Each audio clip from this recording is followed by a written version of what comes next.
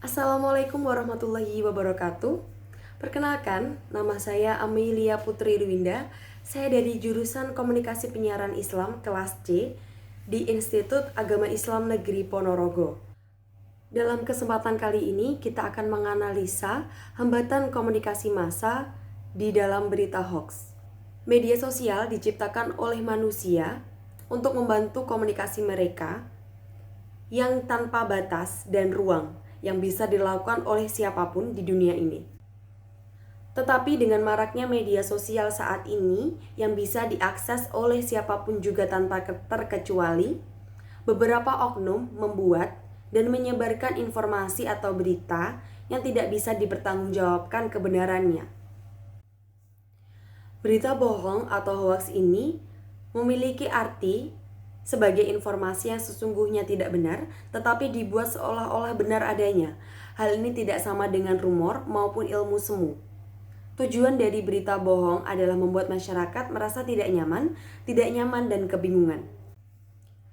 Maraknya hoax di Indonesia karena tidak adanya kepercayaan kepada media mainstream.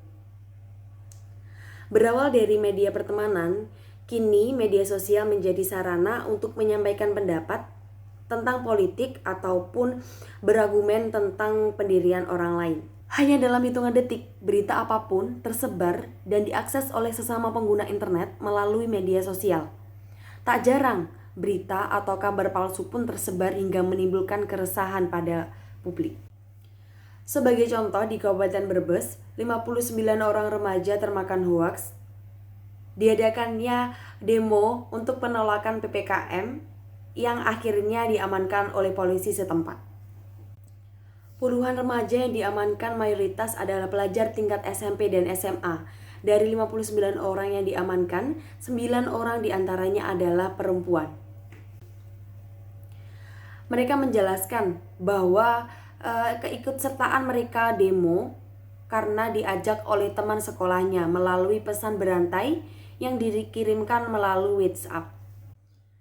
Yang pada kenyataannya demo itu tidak benar adanya dan tidak pernah diadakan di Kabupaten Brebes. Dengan berita tersebut menunjukkan bahwa informasi atau berita yang tersebar di media sosial belum tentu kebenarannya. Cara yang bisa kita lakukan untuk meminimalisir berita hoaks adalah: yang pertama, periksa faktanya. Yang kedua, cermati alamat situs atau sumbernya. Yang ketiga, cek keaslian foto atau video. Yang keempat, periksa informasi tersebut di situs-situs atau media sosial yang terkait.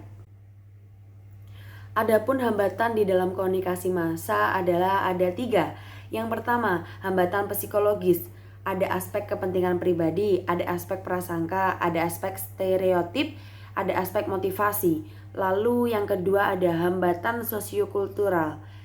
Ada aneka etnik, ada perbedaan norma sosial, ada ketidakmampuan berbahasa Indonesia, ada faktor semantik, ada pendidikan belum merata, ada hambatan mekanis.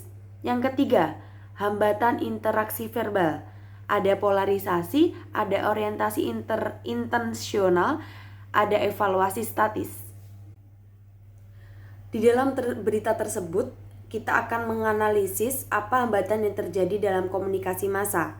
Menurut saya, hambatan yang terjadi dalam berita tersebut adalah hambatan psikologis dalam aspek prasangka. Sikap oleh remaja tersebut melibatkan emosi yang memaksa untuk menarik kesimpulan atas dasar prasangka tanpa menggunakan pikiran yang rasional.